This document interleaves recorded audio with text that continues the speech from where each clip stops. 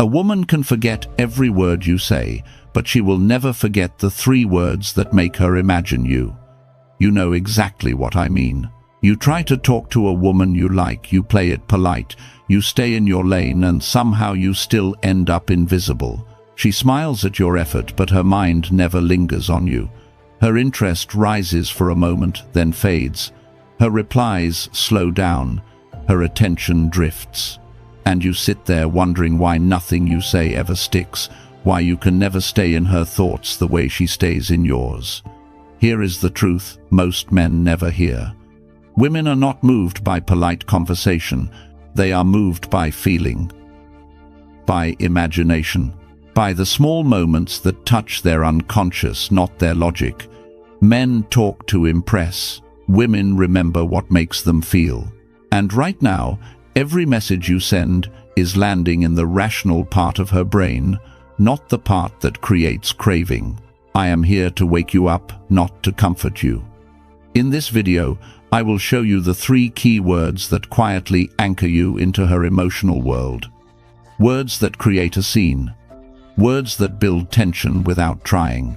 Words that make her think of you long after the conversation ends. If you are ready to stop being forgettable, subscribe. Let's get into it. Number 1. Words that ignite her desire. Let me tell you something real, my friend. A woman does not remember the polite words you say. She remembers the words that make her feel something in her body. Desire is not logical, it is emotional. And if you want a woman to think about you non-stop, your words have to carry weight, imagery, emotion, and presence. Most men talk to women like they are filling out a form. Safe, predictable, boring, and then they wonder why nothing ever sticks. Take Daniel, 52, a real estate investor from Arizona. He had been casually talking with Melissa, 46, a marketing consultant. Everything he said sounded correct on paper. Good morning. How was your day? What are your plans this weekend? But nothing created spark. Nothing made him stand out. She answered politely, but she never initiated. She never lingered. She never replayed anything he said. One night, frustrated, Daniel told me, I feel like I'm texting a wall. And I told him why. Because he was speaking to her conscious mind, not her unconscious one. The conscious mind deals with logic. The unconscious mind deals with imagination, emotion, desire. And that is the part of her you want to reach. So I told him to try something different. Instead of asking, how's your day going, I told him to send, I just pictured you laughing at something, and it made my day better. 11 words. But those 11 words hit her unconscious like a match. They created a picture. They created an emotion. They created a moment she could feel. And suddenly Melissa responded differently. Longer messages, softer energy, more curiosity. Why? Because desire responds to emotional imagery, not polite conversation. Carl Jung said, "Until you make the unconscious conscious, it will guide your life, and you will call it fate." Most men never learn how to speak to the unconscious. They think attention equals attraction. It does not. Impact equals attraction. And impact comes from words that create emotional resonance. When your words make her imagine something, you become unforgettable. You become a feeling, not a sentence. Women remember feelings. Another example. Instead of saying, that dress looks nice, say, the way that dress fits you tells me you know exactly what you're doing. That is not crude. It is confident. It acknowledges her intention, and it creates tension without crossing any line. Or instead of saying, you're fun to talk to, try saying, you have this energy that pulls me in before I even realize it. Again, imagery, emotion, impact. These kinds of lines are not tricks. They are emotional anchors. They bypass her rational filters and land directly where desire lives. And the moment a woman associates you with a specific feeling, she starts replaying you, not because she chooses to, but because her unconscious keeps returning to the emotional hit you gave her. This is what men miss. It is not about being poetic. It is about being vivid, specific, confident. You do not need to say much. You just need to say the right thing at the right moment, in the right tone. If this clicked for you, drop a comment saying, "I speak to her." Stick with me, because the next part reveals the hidden power behind emotional language and why it works every time. Number 2. Language that pulls her in. My friend, if you want a woman to think about you long after the conversation ends, you must understand something simple. Women do not fall for words. They fall for the feeling those words create. A woman is pulled in not by logic, but by emotional gravity. And the language you use either creates that pull or kills it before it begins. Most men think communication is about information. They text to update, to check in, to fill silence. But women do not respond to information. They respond to emotional texture. They respond to tone. They respond to words that paint a picture instead of giving a report. If your language feels flat, predictable, or overly polite, it will never pull her in. It will barely get her attention. A Stoic understanding actually brings clarity here. Marcus Aurelius said, "The soul becomes dyed with the color of its thoughts." When you speak, you are not just sending words. You are dyeing her emotional state with the color of your presence. A weak shade makes no impression. A vivid one stays with her. This is why emotional language works. It reaches her unconscious. Her unconscious stores images, sensations, and emotional associations. So when you speak in a way that taps into those systems, she feels you rather than evaluates you. And that changes everything. For example, instead of saying, "I had a long day," you could say, "Today drained me, but thinking about your energy shifts something in me." Notice the difference. One is data. The other is emotional resonance. One stays in her rational mind. The other lives in the part of her that starts to imagine how she affects you.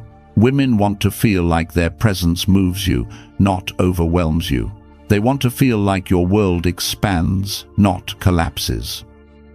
Emotional language creates that pattern without neediness and without pressure. Another aspect of language that pulls her in is novelty. The brain wakes up when something breaks the pattern. When you speak in a way she does not hear from other men, you stand out instantly. Not through effort, but through contrast. If every man says, "How was your day?" and you say, "Something about you tells me today had a moment worth hearing," you shift her mind into curiosity. You create an opening. But emotional language requires discipline, not desperation. You are not drowning her in compliments or trying to be poetic. You are choosing words that carry intention. You are creating an atmosphere, not begging for attention. This is where Stoicism aligns perfectly. Epictetus said, "First learn the meaning of what you say, and then speak." A man who understands the weight of his words speaks in a way that commands presence. A man who rushes to fill silence speaks in a way that weakens it. The real power of emotional language is that it lets her feel something she cannot ignore. When a woman starts replaying your words, she is actually replaying the feeling those words triggered, and that feeling becomes the hook. If this is making sense, drop a comment saying, "I speak with intention." Stay with me, because the next part reveals the phrase that breaks her pattern and makes her focus on you instantly. Number 3. The phrase that breaks her resistance. Let me tell you something a lot of men never realize, my friend. A woman's resistance is not about you. Most of the time it is about her protecting her own image, her comfort, her rhythm, or her fear of choosing wrong. Women do not collapse their guard because a man is nice. They let it fall when something he says breaks through the predictable pattern she is used to. One phrase can do that if it hits the right emotional nerve. Take Michael, a 54-year-old financial analyst from Ohio. He had been talking casually with Erin, 49, a physical therapist. On the surface, she seemed polite, friendly, even warm. But every time he tried to move things forward, she kept a safe distance. Not rejecting him, not encouraging him, just maintaining the middle. That middle is where most men die, because they keep pushing logically, hoping resistance will eventually melt. One evening, after a long day, Michael told her, "You're easy to talk to." She laughed politely and changed the subject. Nothing happened. Later, I asked him what he really wanted to say. He admitted, "I feel like you hold back around me, but I didn't want to scare her off." And that was the problem. He was hiding the very thing that could create a shift. So I told him to send something different. Not needy, not aggressive, not poetic, just real. He said to her, "You know there's a part of you that wants to open up with me, and you fight it." When Erin read that, everything changed. She froze for a moment. Then she replied, "What makes you say that?" Here's why that phrase works. It breaks her internal pattern. It names the tension she feels without shaming her for it. It moves the conversation from surface-level safety to emotional truth. When you speak to what she is doing rather than what she is saying, you bypass her defenses. You show awareness, you show presence, and presence is attractive. Women are not afraid of a bold man. They are afraid of a man who does not understand them. That phrase tells her that you do. Resistance lives in the conscious mind. Desire lives in the unconscious. When you speak to the unconscious, resistance weakens because it has nothing to hold on to. Erin did not respond because the line was clever. She responded because it exposed the truth she thought she was hiding, and she felt seen in a way that did not threaten her. That is why her next message was warmer, longer, more open. Another variation of this phrase is, "I can feel when you pull back and when you lean in." Women never hear this from men because most men have no awareness. When you speak with awareness, she feels the shift instantly. Awareness is masculine. Awareness is grounding. Awareness melts resistance because it tells her she cannot manipulate you or hide behind politeness. This is not about calling her out. It is about calling out the moment.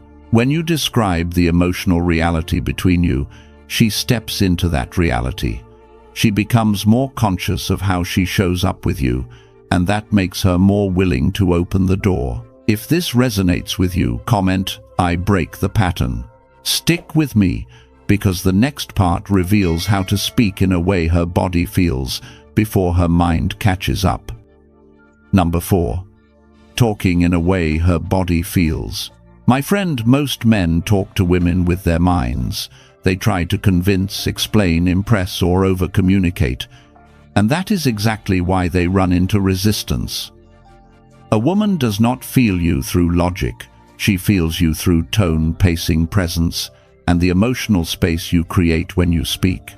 If your words stay in the realm of thought, she stays guarded. But when your tone drops into a calm, grounded, masculine rhythm, her resistance softens without her even realizing it. Women are not reacting to the sentences you say. They are reacting to the state you speak from. When you talk from tension, she feels tension. When you talk from need, she feels pressure. When you talk from calm strength, she feels safe. And safety is where desire begins. A Stoic once said, "According to nature, your words should be honest and your tone should be calm." That line holds more power in relationships than most men understand. Calmness is not weakness. Calmness is command. Calmness tells her you are not shaken by her moods, her delays, her tests, or her defenses. Calmness communicates that you live from your own center, not from her approval. And a woman cannot resist a man who lives from his center. Talking in a way she feels starts with slowing down, not dragging your words but dropping the pressure. When you speak with ease, she senses confidence. Confidence shifts the dynamic instantly. Women pick up on that shift faster than they process your meaning. For example, instead of rushing to respond or filling silence, you take a breath and deliver your words with intention. You let them land. You give her mind time to feel your presence. That spacing alone creates an emotional pull because it signals you are not desperate for her reaction. Another key element is subtlety. When a woman detects intensity too early, her instinct is to protect herself. But when your tone is subtle, warm and controlled, you become intriguing instead of overwhelming. You activate curiosity rather than defense. Curiosity is the doorway to desire. Think of your voice as creating atmosphere. Your words are the content, but your tone is the environment she steps into. A man who speaks too fast or too eagerly creates a mental environment of noise. A man who speaks with calm certainty creates an environment of intimacy. And intimacy is where her guard lowers without effort. You also need to talk in a way that suggests direction without forcing it. When you sound like a man who knows where he is going, a woman relaxes. She may not show it, but internally her body responds. Women open around men who lead without demanding. This is why tone matters more than the exact phrase. A simple statement like, "I like the way you carry yourself," delivered calmly, creates more pull than a paragraph of excited compliments. And this is what most men never learn. Resistance is not something you break, it is something you bypass. When your tone speaks to her body, her mind stops fighting you. If you want to learn the deeper Stoic techniques behind this, consider joining the membership. That is where I teach the full framework on masculine presence and emotional influence. Subscribe if you have not already, my friend. The next part goes deeper into why she replays your messages long after you stop talking. Number 5. Why she replays your messages at night. My friend, if you have ever wondered why a woman reads your message once during the day and then reads it again late at night, you are not imagining things. Nighttime changes everything for her.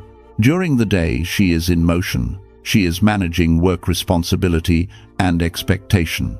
But when the world quiets, when the lights dim, and her mind finally slows down, that is when your words start to echo differently. That is when she replays the messages that made her feel something. Let me give you a real example. David, 55, a Navy veteran from Florida, had been talking to Renee, 50, a school counselor. During the day, Renee kept things clipped and practical. Short replies, a busy tone, nothing flirtatious. But at night, she would reappear. She would open old messages, respond with depth, ask real questions, and even reference lines David had forgotten he sent. He was confused. He thought she was uninterested, but she wasn't. She simply didn't have emotional bandwidth during the day. Women replay messages at night because nighttime activates the emotional mind rather than the functional mind. The unconscious becomes stronger when distractions fade. That is why a single line that barely registered at noon can hit her like a warm pulse at 11 p.m. David learned this when he sent Renee a simple message one evening. Something about the way you carry yourself stayed with me today. During the day, she responded with, "Haha, you're funny." But at night, she reopened the chat and wrote, "What did you mean by that?" A harmless line became a seed, and that seed grew in the quiet. This is where most men get it wrong. They think women replay long messages, dramatic confessions, or poetic paragraphs. No. Women replay the messages that awaken a feeling they do not fully understand yet. The unconscious loves mystery. It obsesses over incomplete emotional moments. When you give a woman a message that contains warmth, imagery, or calm masculine intrigue, her mind holds onto it the way fingers hold onto fabric. It lingers, it breathes, and when she is alone at night, she presses play again. There is a Stoic idea that fits perfectly here. Marcus Aurelius said, "The soul becomes dyed with the color of its thoughts." At night, her thoughts slow down enough to let your emotional color show. If your messages were flat, she feels nothing. But if your message carried tone, presence, or a hint of tension, that color stains the moment. Women are emotional replayers. They go back to whatever made them feel seen, understood, or desired in a subtle way. That is why a simple line like, "You crossed my mind earlier, but I'm not sure why," hits harder than any compliment. It gives her something to solve. It gives her emotional curiosity, and curiosity is the fuel of desire. David told me, "I don't understand why she reads my message 3 times. I told him, because the right words become a mirror. At night, she looks into that mirror. If this hits something in you, drop a comment saying, "I create the replay." Stay with me, because the next part will show you the line that plants you in her mind all day without needing to chase her.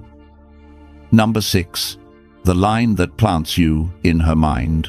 My friend, every man wants to know the one line that makes a woman think about him long after the conversation ends. Not because he begged for attention, not because he overwhelmed her with compliments, but because his words slipped past her defenses and rooted themselves in the part of her mind she cannot shut off. And here is the truth: that line is never dramatic. It is never poetic. It is never desperate. It is simple, symbolic, and delivered with calm, masculine presence. When a woman thinks about you repeatedly, it is because your words created an emotional image she keeps returning to. The line that plants you in her mind is the one that awakens her imagination without telling her what to feel. You give her a spark, and she unconsciously builds the fire. This is why the phrase "you and me" works so powerfully. It is not just language, it is a symbol. It places the two of you inside the same frame, even if only for a moment. When you say, "You and me would get into trouble together," or "You and me should explore that place sometime," you are not making a request. You are creating a mental picture that includes the two of you moving together through the world. A woman remembers the scenes. A man paints more than the sentences he speaks. And here is where Stoic philosophy aligns with psychology. Epictetus said, "First, learn the meaning of what you say, and then speak." Most men speak before thinking. Stoic men think before speaking. And powerful men understand the emotional effect their words create. When you say, "you and me," you are not describing the present. You are inviting her unconscious into a possibility. You are suggesting a dynamic, a partnership, a subtle closeness. The message is not, "Please spend time with me." The message is, "I see a world where we fit." The difference is enormous. Women do not respond to pressure. They respond to possibility. Possibility feels light, safe, exciting, and emotionally charged. It is a soft invitation that activates curiosity rather than defense. But the key is how you say it. If you sound needy, it falls flat. If you sound unsure, it feels awkward. But if you say it calmly, with a grounded tone, as if it is the most natural thing in the world, her mind accepts the image before she can filter it. She begins to imagine it. She begins to imagine you. That imagination is what plants you in her mind. Think about how her unconscious works. It does not store facts. It stores symbols. It stores associations. It stores emotional moments. When you give her a phrase that combines warmth, subtle tension, and a shared frame, she assigns meaning to it based on how she already feels around you. And if she is even slightly drawn to you, that meaning grows quickly. "You and me" is powerful because it does not define anything. It only hints. It only suggests. And suggestion is the language of desire. This is why the line works consistently. It is safe enough to laugh at, but intimate enough to feel.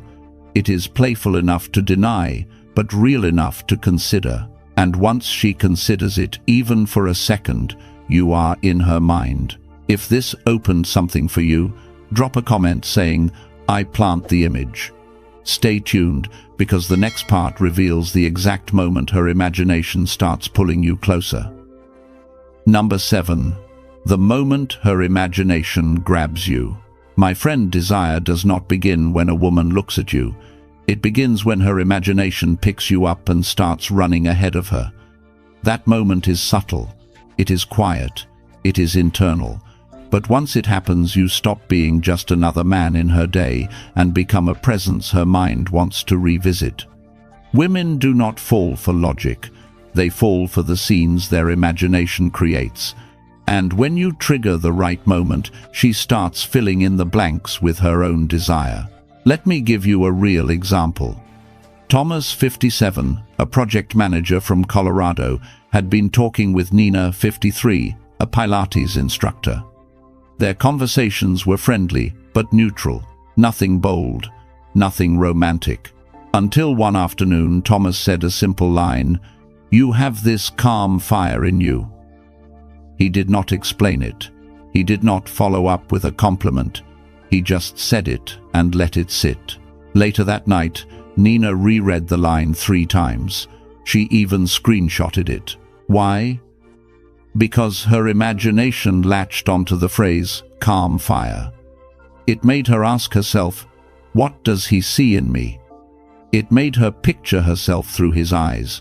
And once a woman begins imagining herself in your frame, you become emotionally significant. You become a mirror she wants to look into again. This is the moment men never see. They think attraction comes from the perfect joke, the perfect compliment, the perfect strategy. But attraction begins when you give her a small spark that her imagination turns into a flame. A spark is not a paragraph. It is not a confession. It is one moment that opens a door inside her. Women's imagination activates when 3 things happen. First, your words create imagery instead of information. Second, your tone carries intention without pressure. Third, your presence feels grounded enough that she trusts the feeling that rises.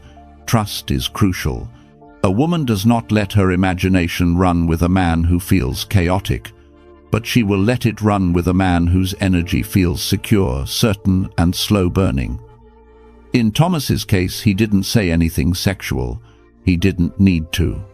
Calm fire is evocative enough. It suggests warmth, intensity, and restraint all at once. Her mind filled in the rest. And that is how desire actually forms, not because of what you say, but because of what she imagines between the words. The unconscious loves incomplete images. It wants to finish them. That is why vague, emotionally rich lines are more powerful than literal ones. When you say, "Something about you stays with me," her mind starts asking, what part? What does he mean? Why does he feel that way? Those questions are hooks. Curiosity is the first stage of attraction. Once her imagination grabs you, she starts replaying moments, tones, looks, and messages in her mind. She attaches meaning to things you barely noticed. She begins to wonder how you would act in other situations. She begins to picture what the 2 of you would be like together. Fantasy is not delusion. It is desire in motion. Thomas told me I didn't think that line mattered. But it mattered because it let her fill in the silence with her own interest. A woman's imagination is always stronger than your strategy. You just have to give it the right spark. If this opened your eyes, comment, "I spark her mind." Stick with me, because the next part shows you how to use your tone to create irresistible tension without saying anything explicit. Number 8. How your tone creates sexual tension. My friend, every man thinks women fall for what he says, but the truth is far more subtle. Women fall for how he says it. A man's tone carries more power than his words, because tone hits her body before her mind.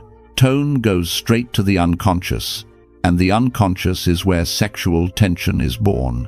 When your tone shifts, her breathing shifts, her awareness shifts, her emotional sensitivity rises without her permission. Most men speak too fast, too loud, too eager, or too light-hearted. Their tone signals anxiety or boyish excitement.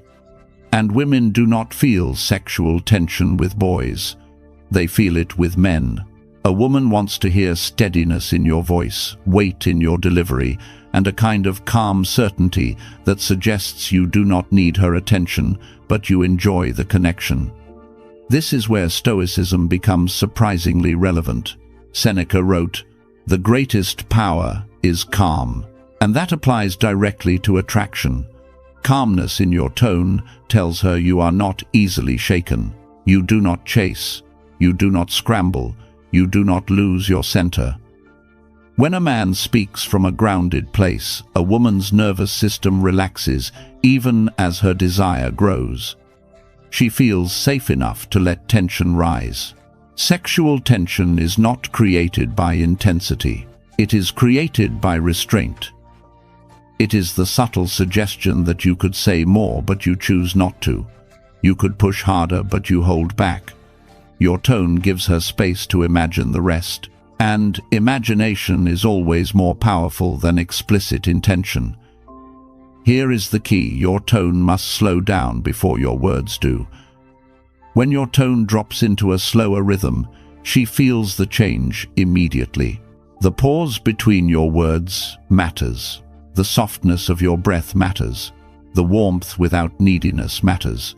When you speak like you are in control of the moment instead of reacting to it, she leans in. Another powerful element is contrast.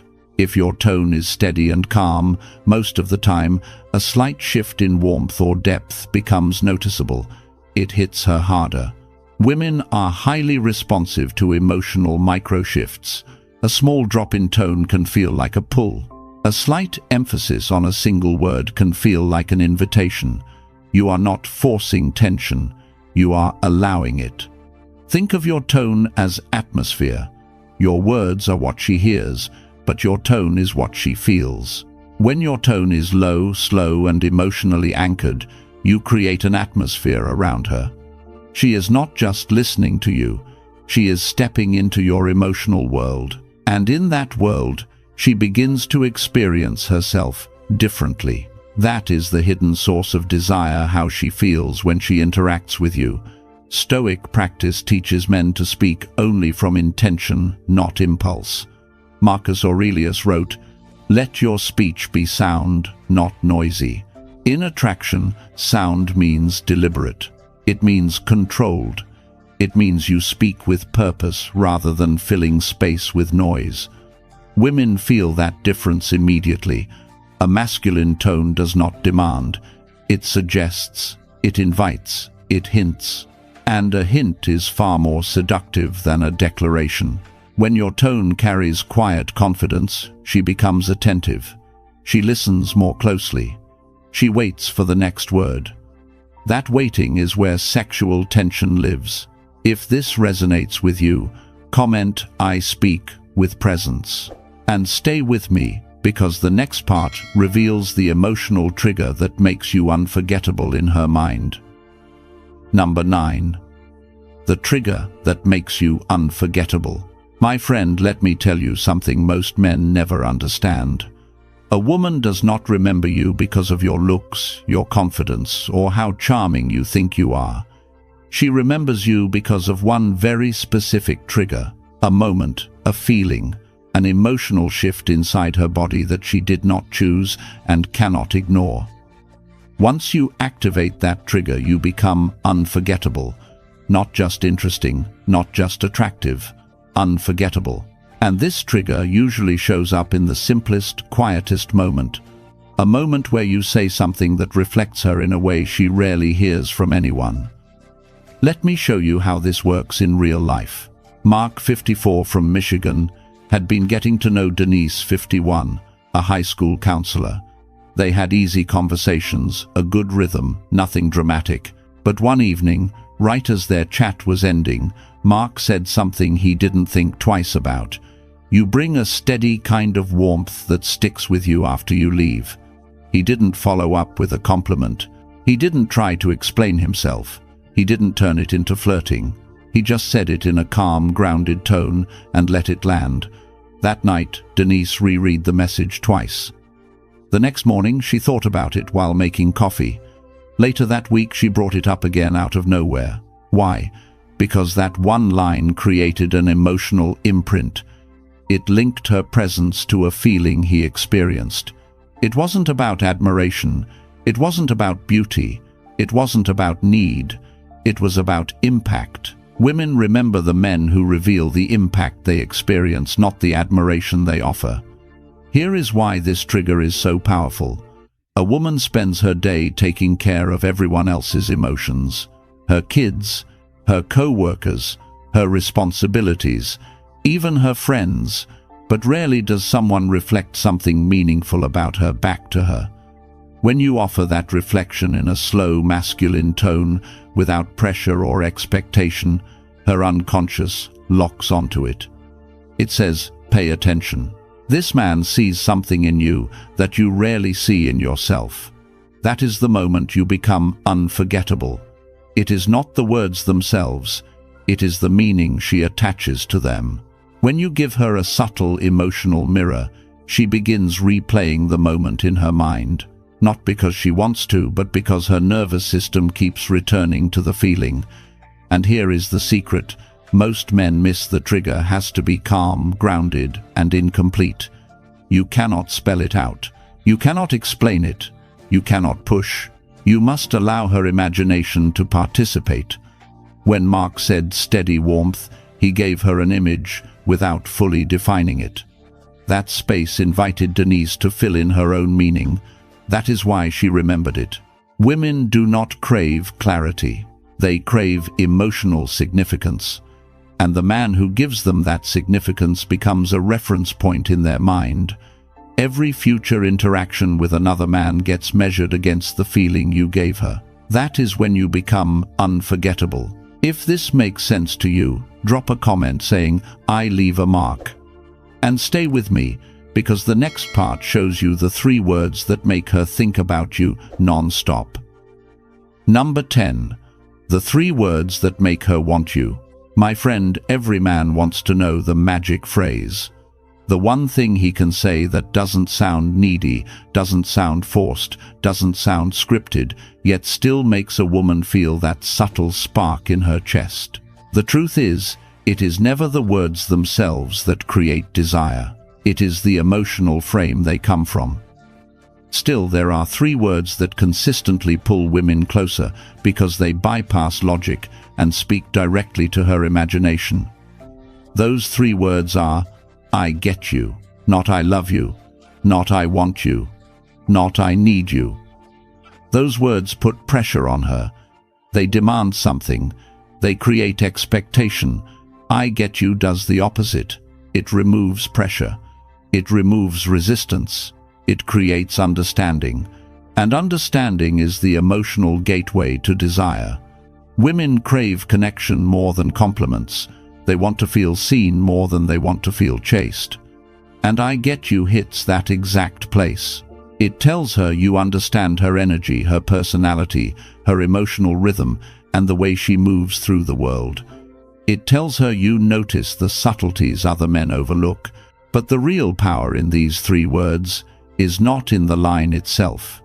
It is in what they imply. "I get you" tells her, you do not have to perform with me. You do not have to pretend with me.